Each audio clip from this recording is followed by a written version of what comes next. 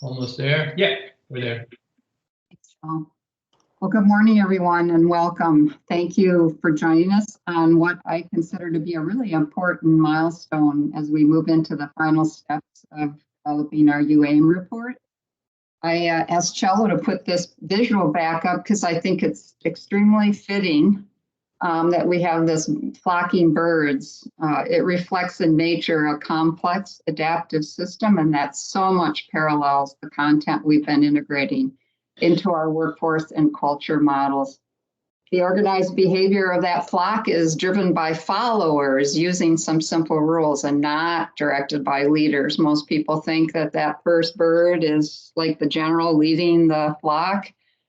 But actually, it's 3 simple rules that they're flying by: maintain a constant distance from their nearest neighbor, adjust direction based on that nearest neighbor, and avoid predators.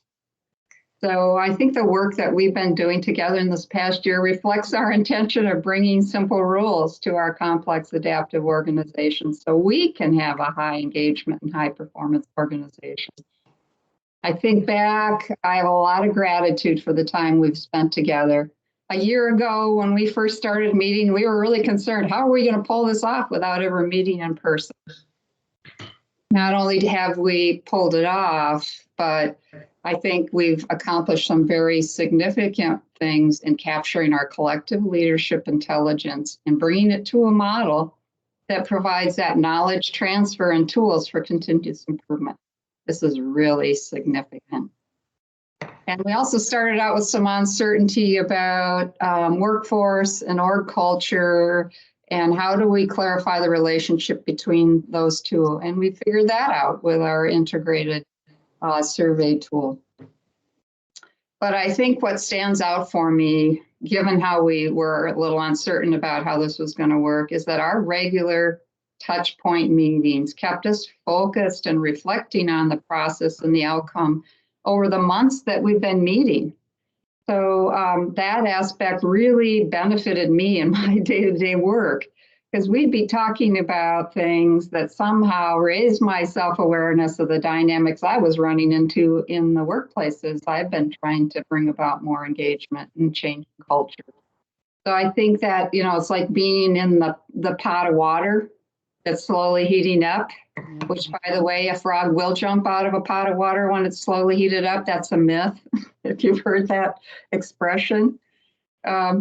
Anyway, I'm really grateful, and I want to give a huge, big thank you to the members of our team that distilled all of the input and developed that survey, not only for a significant amount of time, but their methodical and leadership-attuned judgment, I'll call it, really made that content come through in a really good way. So big thank you.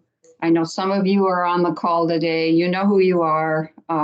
You made the team look good and be good. So thank you very much. And now this is the end with a beginning.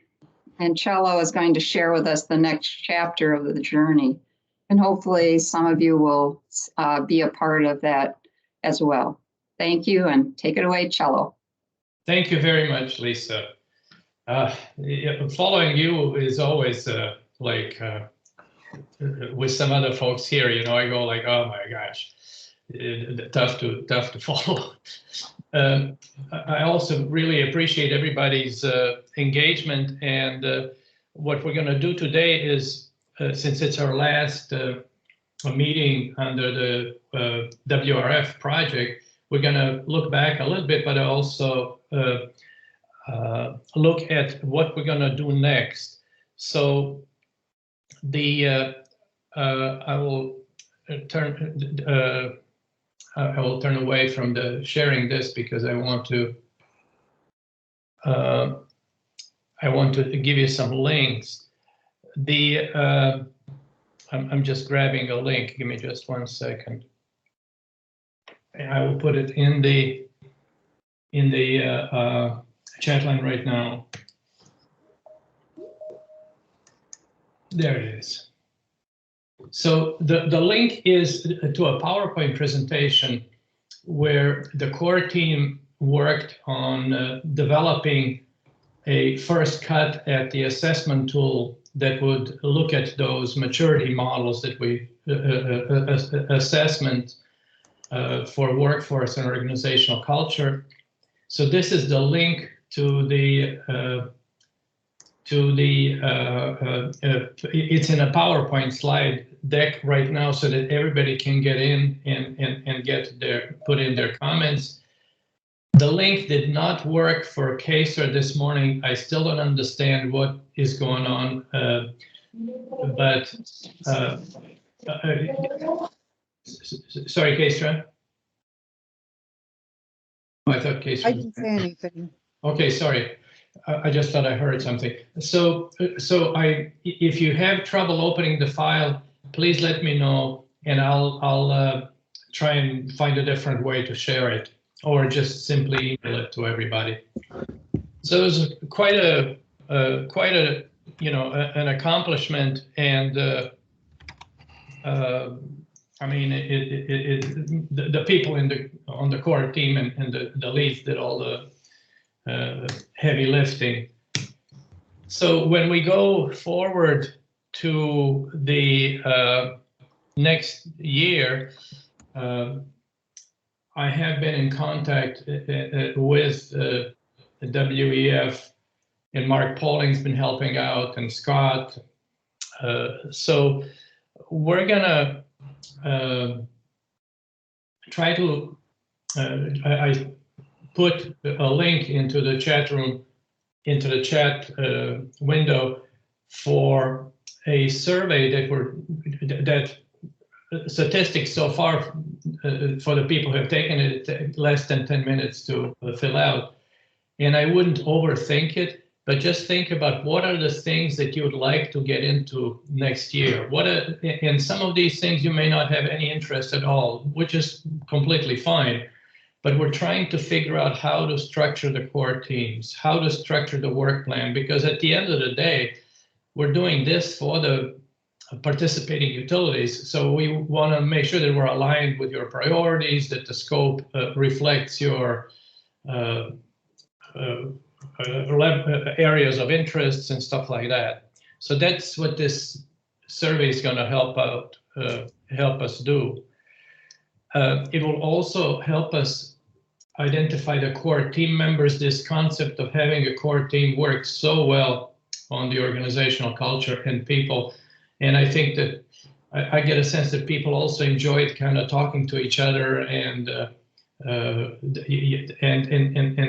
sharing their experience and knowledge and so forth. So I want to also thank everybody who was engaged.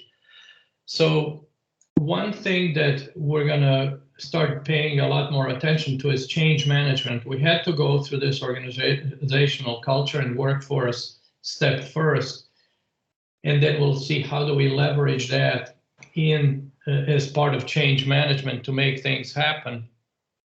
And we're also going to open up an area for exploration of technology, or the technology stack, and I'm going to bring in the results from a different WRF project that I'm working on smart utilities and intelligent water systems. So there'll be a place and room for a whole new set of people that could, from utilities, that could join that area. For example, the first couple of years we were mostly focused on processes, and when we expanded the focus to the workforce and organizational culture, we had a whole new set of people with new to the project team, sets of talents and capabilities. So that was really good.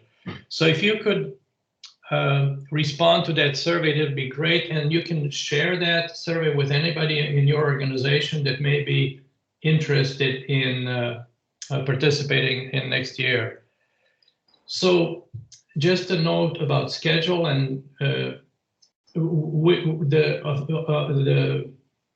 WEF WISE program is officially going to start on September 1st, but we're going to use the summer months for some workshops and for planning and preparation. It's going to start September 1 because they wanted to have the flexibility for people to join as members, and it's the beginning of their fiscal year, and typically we've had a bit of a drop off in participation when people took vacations in July and August. So we're still going to be active, but mostly as getting ready for next year. So this call, it was intended to be sort of a final point for this phase, and I wanted to also open it up for discussions and comments and thoughts that people have about what we've done last year or what we're going to do next year. So I'll pick on my favorite go-to person to needle, and it's Mike Sweeney first. Mike, you knew it was coming, right? Yeah, that explains the pit in my stomach. We're on a later time zone. It was either lunch or Joe was going to ask me a question. You've hit on a really great formula here.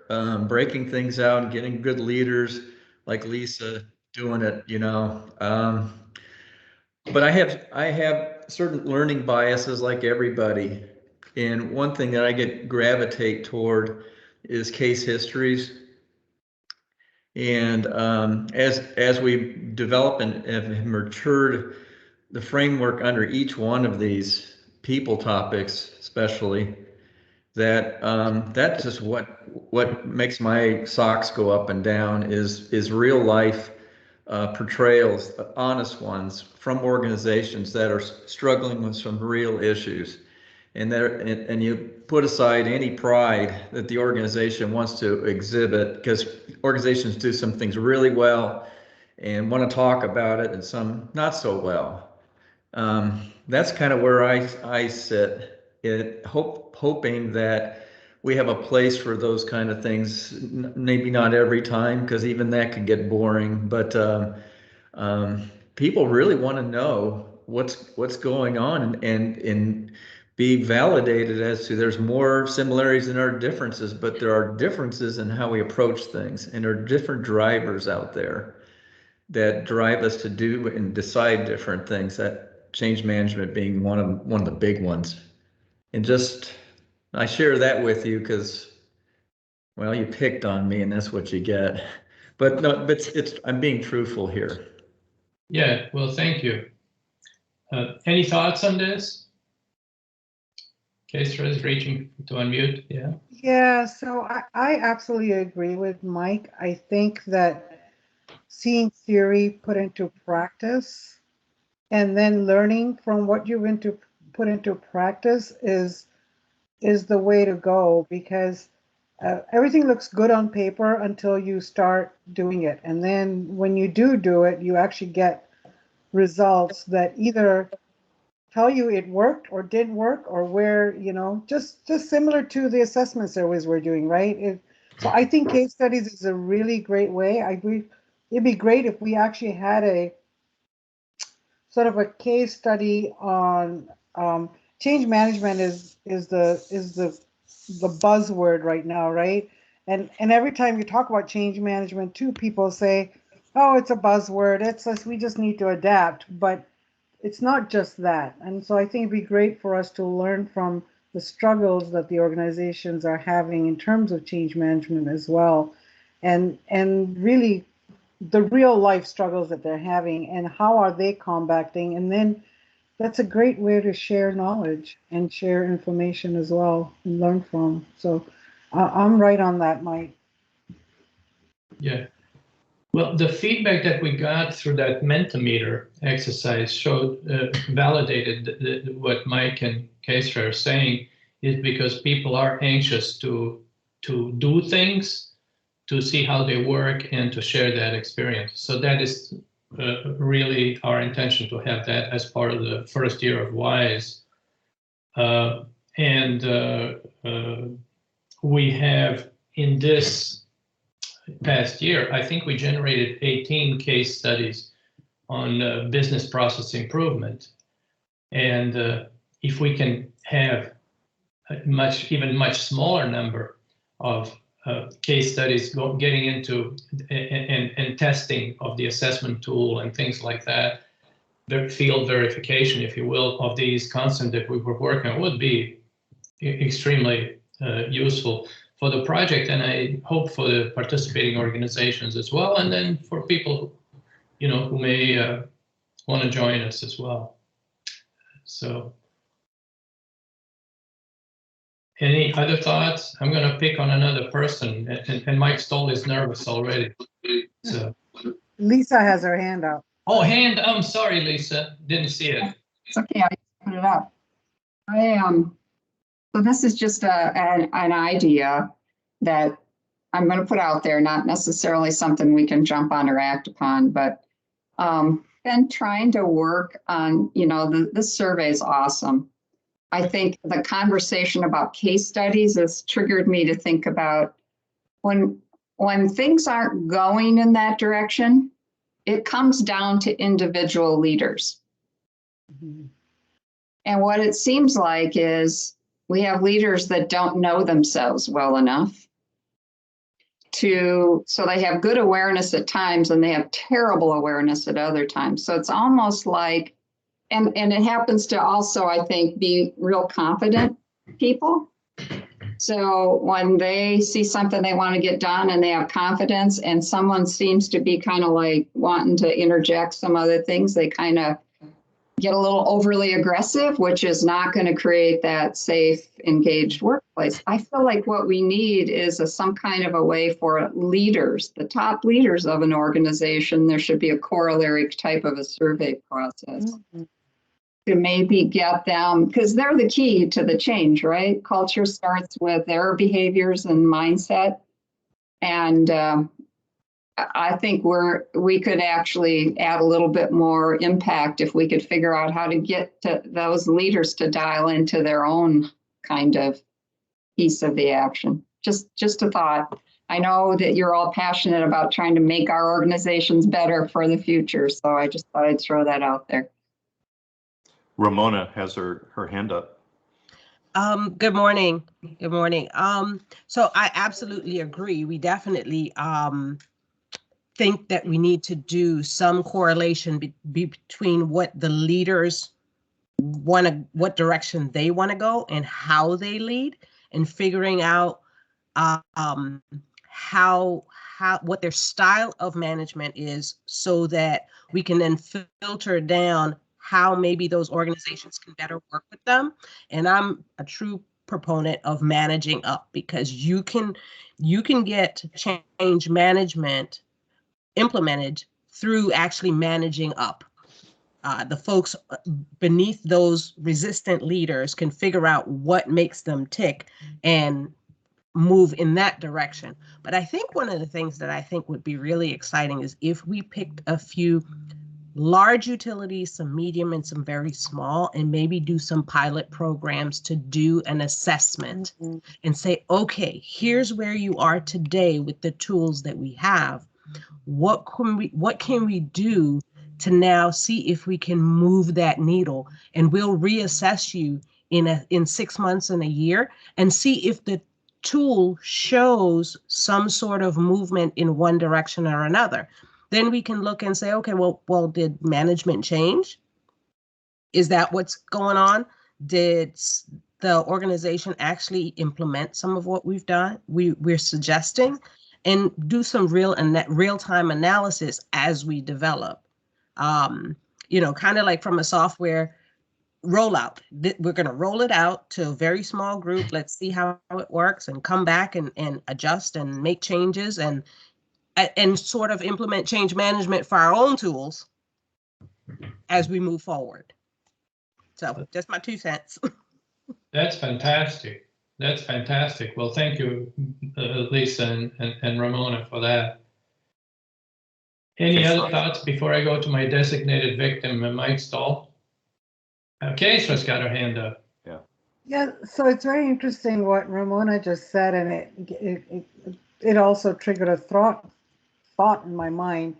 Would it not be really cool if we actually had workshops with like I said, okay, so if we take the large utilities, some of the leadership, and invited them to a workshop and did something similar to what we did when we first started with the workforce, and get those comments in place, and that'll really sort of, and then share that information with those leaders, and start from there, and then let's start saying, okay, so what are the changes, what are the kinds of things that these leaders do, or that they suggest changes to others, or that it'd be a cool way to start, because now you're actually collecting information for case studies, getting the feedback from the top leaders, and as they listen to each other, they will be learning from each other, right? And then help the leadership then develop an assessment tool that they can assess themselves and their leaders in their organization. Just a thought. I really like that idea that Lisa and Ramona threw out. So wanted to tag team that. That's excellent. I wanted to ask, just piggybacking off of what Keisha was just mentioning. So would that look like a interactive workshop where, if we have 5 tables of 10 participants and, of the leadership getting together and actually working through some scenarios maybe and coming up with some solutions, so this way that they will have some real interactive buy-in and a voice in it. And like you were saying, having them hear what other utilities are possibly going through, but they're just working on and seeing the similarities and also seeing the differences and the challenges, and then coming up with the solutions versus us just giving it to them in that way. That's exactly my thought, Sherry. That's exactly where I was going with it, because I think a lot of times leadership gets stuck in the way they do things and they can't think outside the box. They've got too much going on, or they don't have the personality for it, or whatever. But when you bring them together and they hear each other, and then something triggers and says, oh yeah, I never thought of that, or I never do that. So that's exactly where I was going with that. It'd be pretty cool if we had something like that. Sherry, I really like your word scenarios, and we've often used the word challenges. So if we could identify what the scenarios or the key challenges are, and then have some discussion around those and get some interaction around those, it seems like that's what you were saying, and that would be a good framework. That would be a framework rather than just complete open-ended, discussion. So that makes a lot of sense. What I do with our workforce development participants, the apprentices, and we have what's called the pipeline internship. So our interns, I do soft skills training, essential skills training for them in the beginning to get them workplace ready. And that includes scenarios that they have to determine how their self-awareness shows up, and if it's going to be supportive of that scenario or not, and working through that so that they don't make those decisions or make a move where it's not going to support their end goal. And that helps with their self-awareness as well as self-management. And I know a lot of corporations outside of utilities are including emotional intelligence for their leadership, and even for their lower management and entry level, in some cases, employees, so that they can all be highly aware of how they are showing up at work and how they are communicating with each other. And emotional intelligence is really big, especially for C-suite executives. Mm-hmm. All right, Sherry, I was trying to articulate what you just said. You saved me the time. And just to add a little bit is we have a focus on middle management and leadership development, among other areas in leadership development that we feel is the pivot point. And yeah, that self-awareness all the way through the ranks, vertically and horizontally, if people can figure out what they're transmitting, what interests them, how to communicate it, and what ideas they have that may be innovative is so key. Thank you for that. Lisa, you have your hand up also. Yeah, the complexity, everything's interconnected. I really, as I think about the team at the top, the one thing that I think is reflective of leaders not that it's hard to disagree with a more engaged culture and all the things that we've been talking about organizationally that organizations should be. So the very leaders that endorse those things can be the roadblocks to them too, without really intending to be, but that's how it turns out. The symptom, I think, is you get a group at the top that is experiencing groupthink. And so all it takes is one of them who's a very confident leader who creates self-censorship of other members, doesn't realize when they're intimidating others so that they don't speak up and voice different opinions or viewpoints. And I think if we had a way to help a team that's in that situation be able to approach that in a safe way, because it's very unsafe to say, hey, you know what, you're intimidating others so they're not speaking up, or that is a very difficult thing to do. So, and the people that you're going to try and address won't believe it. They'll think that you've got it wrong. Oh no, everybody loves working with me. What are you talking about? That confidence, prevents them from seeing it. So it creates an illusion. I think a tool that would help us be able to give feedback for a group at the top so that awareness could be, wait, everybody else in the team is kind of thinking I am not creating a safe space for them to express their opinions. It would really, I think, help us advance the collective leadership at the top of our organization. Okay, sir. Yeah, sorry, I always have to say something. What would you think about, let's say so I'm just taking large organizations as an example, and we could do this for medium and small, but if we did engage the C-suite in this, scenario, which I love the idea of getting get the C-suite in there, and then for the same organization, get the middle management, right, doing the same or similar things, and that will be sort of close that loop, right? Okay, so the C-suite thinks this, but within the same organizations, the next level of middle managers have a different idea, and when you share that information between the two levels of leadership, that's where you can maybe see some of the similarities and differences within the same organization. So not only are you learning from others, you're also learning about your own organization too. Just a thought I threw out there to say that that's something we could design it. Maybe that way it'd be pretty cool. Oh, absolutely. Any other thoughts? Pat, what are your thoughts?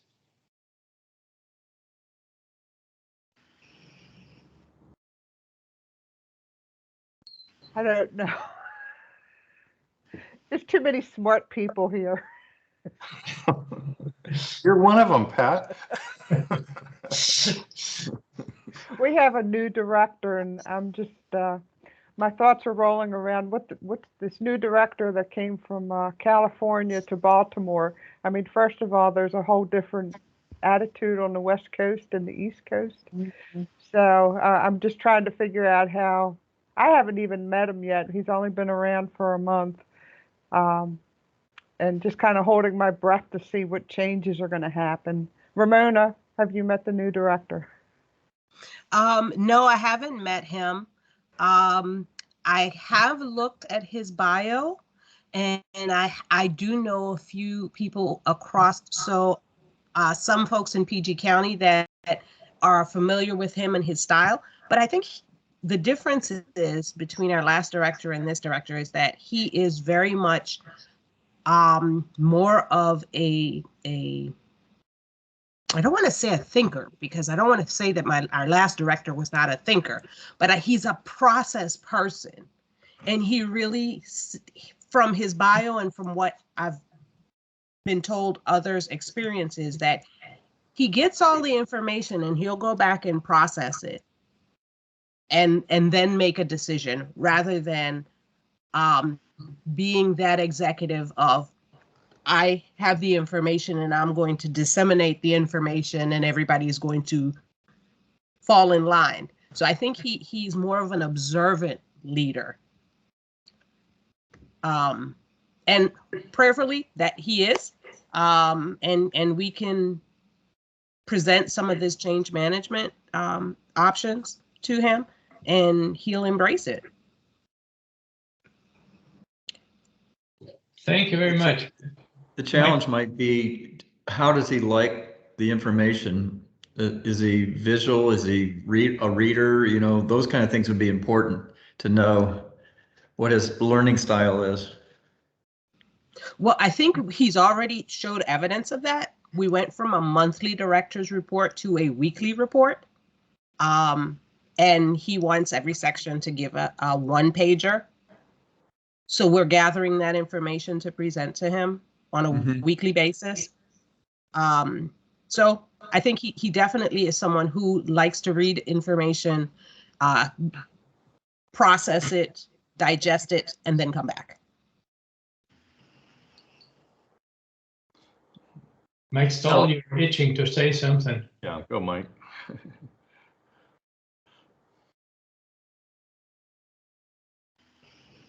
You're on mute.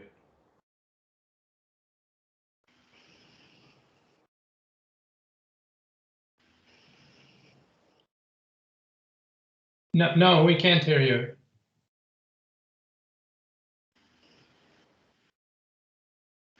It's okay. Yeah, it shows that Mike, he's check your not. settings. Yeah, See we if you're- can't hear. Yeah. Well, okay, he's on it. He's on it.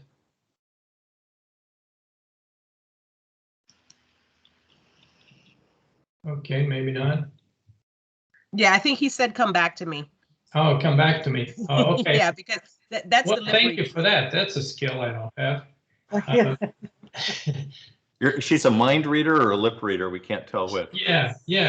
You know, and Lisa, I'm getting intimidated talking to this group of people. They're way too smart. You know, I'm getting nervous. Hopefully, they dealt with fools like me before, so they'll be tolerant as well. So these are really great ideas. Oh, there's Mike. Oops. Okay. Cello and everyone, I tell people all the time that this team right here are the smartest people that I collectively work with. And I appreciate everyone's information, ideas, innovation, everything. You all are so creative. This is an amazing group. I think I said that before though. This is really a wonderful team. I would agree. And these are really excellent ideas and really excellent ideas. And we're going to have a bit of time to create a plan how to start how to start addressing these things in the this first year of this WISE program. And this is very encouraging things you bring up. It would never occur to me that this is even possible, but that's really wonderful. Anything you have to add, Scott? No, I think they said it all. And I think I would just remind them to, if you would, spend the 10 minutes doing that survey, and then we'll get that kind of input as well. But this is also a kind of input, you know, the sharing that you did today that we've been looking for. So if you have any other further thoughts, be sure to pass them along. I just flashed something on your screen that I hope showed up, and that is that as we look at the change management, it's typically defined as a process. So it will have to be sort of focused not on everything, on the organization, on workforce, on processes and technology. So it'll be our challenge will be to define a process that considers all these things. And the reason we couldn't really get to it sooner is that we had our act together on the processes. We had a maturity model, we had a system model, and so forth. But we needed to get these other three things in place to have a holistic way to do change management, and that's what we hope for in the future. And the things that you have proposed to have to bring in the leadership is very insightful. So eventually, this is just a mock-up of something that we'd want to end up with, where we have the workforce in the upper left corner. It includes these categories that we've been working on and organizations. So that's the left side, is the people side, and then processes and technologies on the right side. So black dots being we do an assessment, we find out where we are, and then the blue dot is design where we want to be, and then have change management kind of moving from one state to the next. This would be just an example for technology.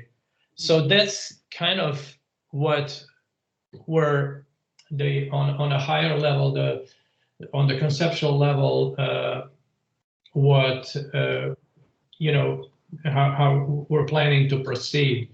And just give one more chance. We'll take notes on all this, and we'll take things. How should I say? This is already starting to be the part of our process to plan for next year. And sometime in June, I think we're going to organize a workshop for what both it'll have to unfortunately be remote, the workforce and organizational culture people to start developing the plans for next year. I just want to go around one more time and see if there are any additional thoughts that people want to bring up. No, I had my hand raised, and I was just going to try to just on a synthesis, from a synthesis standpoint. So case studies were brought up, and the change management as a process was brought up. But a lot of the discussion has also been about another word to throw out there is what are the enablers to make forward progress, so that it's not just going through a process, it's actually enabling an effective process, which gets at some of the core issues that people have talked about with leadership, engagement, and other things. So, that's a lot of food for thought as we move forward.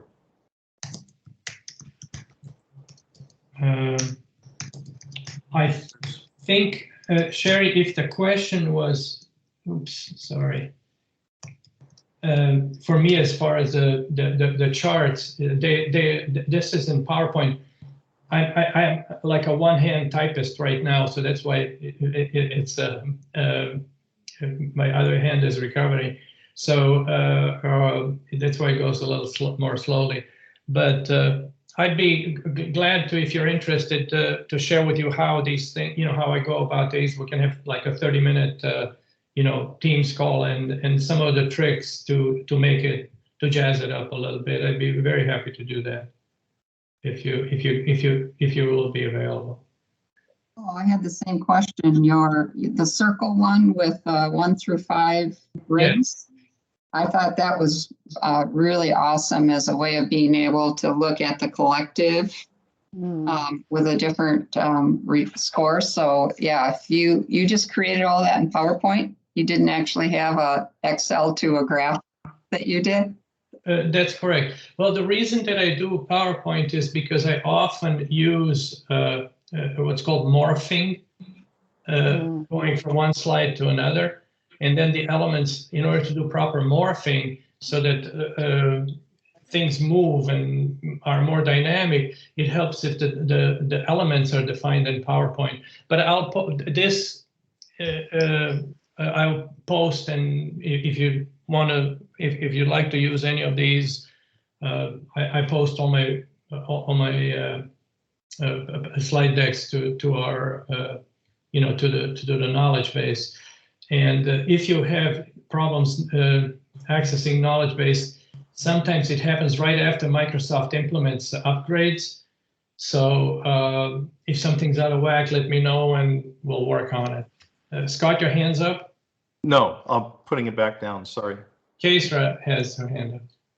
So one thing before we start the next session, Cello, it'd be pretty cool if you can give us sort of a one-pager with links to where the knowledge base is, where our working documents are, you know, because I think right now over time, we can access some things, we can't access the other things. So if before we start the next level, if we can kind of have all the links in one place so that we always know where to go for what information, that would Yeah, we really need metadata. Yeah, well, this is absolutely true, and I am working with WEF to move this in. This entire content right now is in my own OneDrive. right. And so when WEF asked me to start looking at the content, and you know, it was almost 6,000 files, so that we generated in 4 years.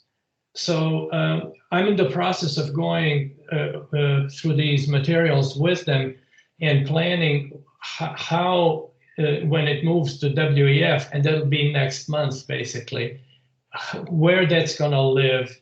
And hopefully their staff will help start to, you know, prune this information, because I'm kind of I never wanted to throw anything away, you know, so I just kept everything.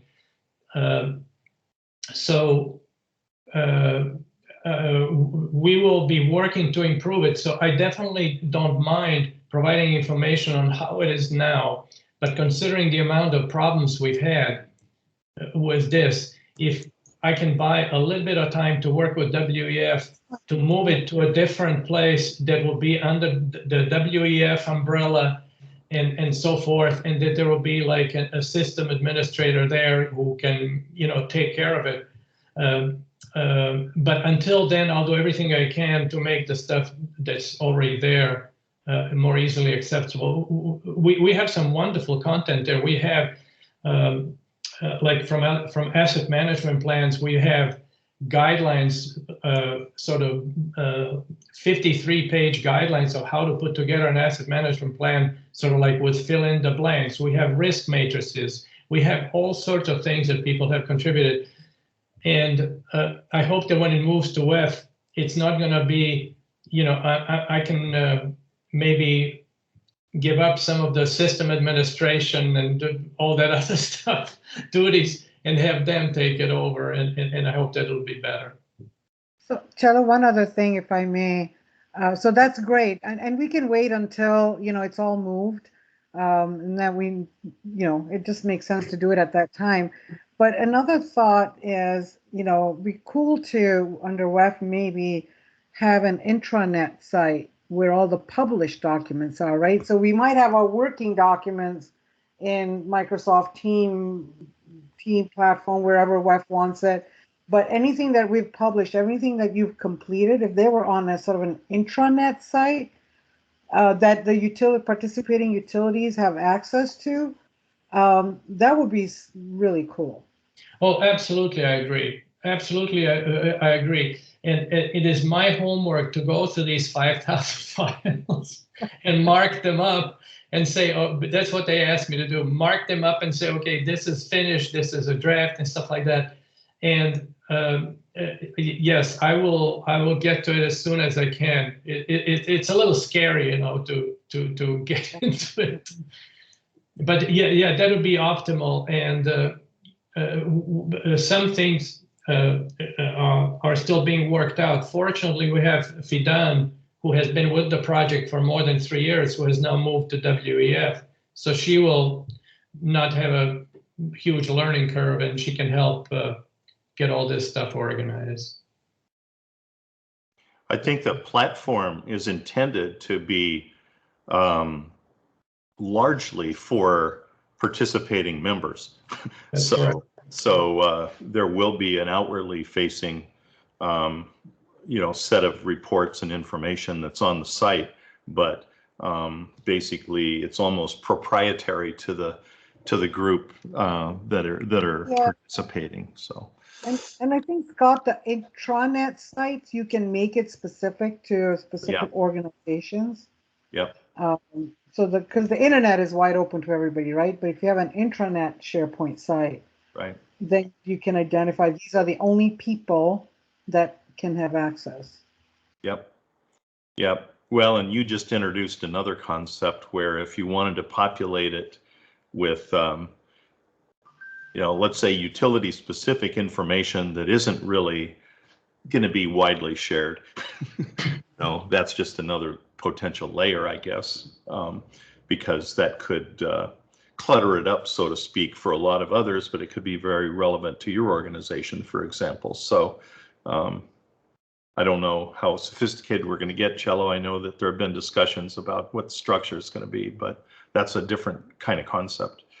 Yeah, well, it's work in progress, and we started with just me doing my own private Dropbox, and that became overwhelming. Then we moved to OneDrive, then we moved to MS Teams.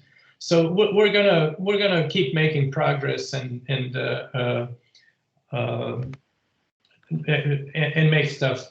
make the materials more accessible. So anyway, so that's all I had for today. All we had for today. I want to thank everybody again. It's really a pleasure to work with you all, and a privilege, and very much appreciated. Both Scott and me are learning a lot. Scott is learning less because he knows more, but I got ways to. So anyway, so I'd like to thank everybody too. You guys are all amazing. I feel privileged, really privileged to work with you guys. It's just, I can't tell you how I feel. I mean, I've learned a lot from all of you, but just to be here with you guys, I just feel like I'm in seventh heaven. So thank you all so much. And also for putting up with me. Okay, well, thank you everybody very much. I'll stop